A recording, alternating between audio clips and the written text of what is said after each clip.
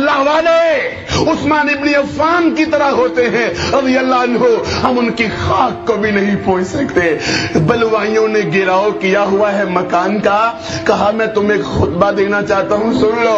کہا مسجد میں آنے نہیں دیں گے، اپنے گھر کے چھت پہ کھڑے ہو کے خطبہ دے لو۔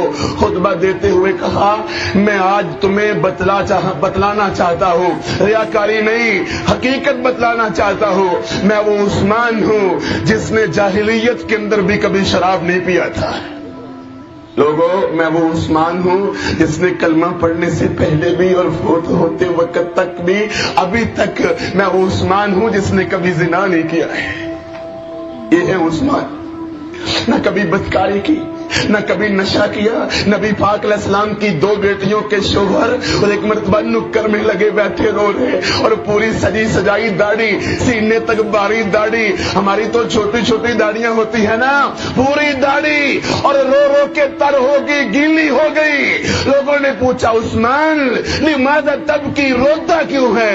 کہا میں قبر کے عذاب کو یاد کر کے رو رہا ہوں۔ کہا تم بھی؟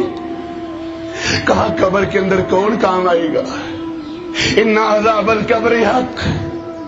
اللہ والے وہ ہوتے ہیں، عید کا دن ہے، عید کا، علی المرتضی ابو الحسن ابو طراب رضی اللہ عنہ کیسا کھانا کھا رہے ہیں؟ حلوہ، متنجن، بریانی کیا کھا رہے ہیں؟ حسن و حسین کا والد فاطمہ کا شوہر کیا کھاتا ہے؟ اور رشتے جوڑنے آسان ہے، میں ملنگ علی کا، میں پاگل علی کا، میں فلاں علی کا، دعوے کرنے آسان ہے۔ میرے علی المرتضی رضی اللہ عنہ حرام نہیں کھاتے تھے، ڈاکے نہیں مارتے تھے۔ میرے علی المرتضی، اور عید کے دن لوگ پتہ لینے آئے تو پانی کے اندر خشک روٹی بھگو کے کھا رہے تھے۔ پوچھنے والوں نے پوچھا امیر المومنین آج عید کا دن ہے؟ کہا ہمارا ہر وہ عید کا دن ہوتا ہے جس دن ہم گناہ نہیں کرتے۔ اللہ والے وہ ہوتے ہیں جن کو امیر معاویہ کہا جاتا ہے رضی اللہ عنہ، کاتب وحی، رب کے در سے روتے رہتے، ساری رات کامتے رہتے، اور الزام لگانے والوں شرم کرو۔ امیر معاویہ رضی اللہ عنہ تہجد گزار تھے، متقی پرہیزگار تھے، مجاہد تھے، کاتب وحی تھے۔ آمینہ کے لال علیہ السلام کے لیے کبھی جوتا لاتے، کبھی پانی لاتے، کبھی کپڑے لاتے، کبھی جوتے لاتے، کبھی اللہ کے نبی کا بستر صحیح کرتے۔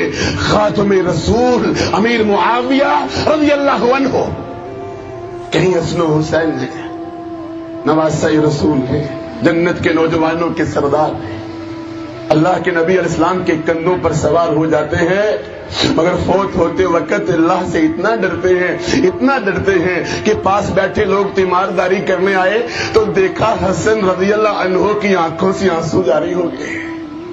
ڈر لگتا ہے کہیں کوئی بے وفائی نہ ہو گئی۔ اللہ والے وہ ہوتے ہیں جنہیں سعد کہا جاتا ہے۔ احد کے میدان میں نبی علیہ السلام کے سامنے کھڑے تیر کھا رہے ہیں، مقابلے کرتے ہیں، تیر چلاتے ہیں، حفاظت رسول اسلام پر کھڑے ہیں، حرمت رسول کا پاس ہے۔ خوش ہو کر نبی علیہ السلام نے فرمایا ارمی آساد فدا کا ابی و امی، سعد تیر چلاؤ تجھ پر میرے ماں باپ قربان۔ اور وہی سعد ہے اللہ کے نبی علیہ السلام رات کو اپنے بستر پہ لیٹے ہوئے، آندھی چلنا شروع ہو گئی، طوفان چلنے شروع ہو گئے، تو کہا کاش میرا کوئی صحابی میرے دروازے پہ پہرا دے۔ کوئی ہے آج جو چوکھٹے رسول پہ پہرا دے؟ ایک عامر چیمہ بس، ایک غازی علم دین بس، ہے کوئی حرمت رسول پہ پہرا دینے والا؟ وہ پرچم بڑے، جھنڈے بڑے، گروہ بڑے، تنظیمیں بڑی، نعرے بڑے، احتجاج بڑے، قراردادیں بڑی، ہے کوئی کافروں سے اس گستاخی کا بدلہ لینے والا؟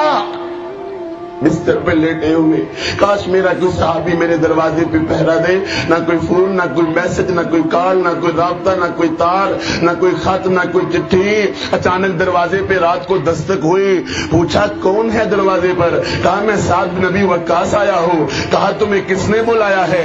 کہا طوفانی رات تھی، سوچا آمینہ کے لال کے دروازے پہ پہرا دے کے جنت کو واجب کر لیتا۔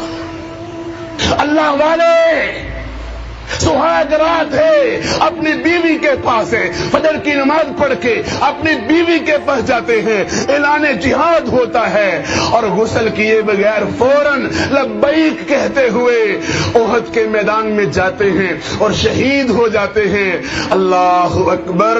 नबी अलैहिस्सलाम ने फरमाया, क्या बात है, आसमान के फरिश्ते हंजला शहीद को गुस्ल दे रहे थे।